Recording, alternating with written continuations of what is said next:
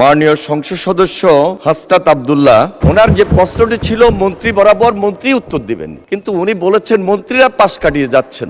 সুতরাং এই বক্তব্যটি নিয়ে এক্সপান্স করবেন। মাননীয় স্পিকার, আমি কার্যপ্রণালী বিধির 163। বিরোধী দলের নেতা বসুন, ওনার পরে আপনাকে দেব। জি, আমি আপনার দৃষ্টি আকর্ষণ করছি, একটি সম্পূরক প্রশ্ন করতে গিয়ে মাননীয় সংসদ সদস্য হাসনাত আব্দুল্লাহ, মাননীয় মন্ত্রী জ্বালানি, খনিজ এবং বিদ্যুৎ মন্ত্রী, ওনার দৃষ্টি আকর্ষণ করে বলেছেন যে মন্ত্রীরা প্রশ্ন উত্তর দিতে গিয়ে পাশ কাটিয়ে যাচ্ছেন।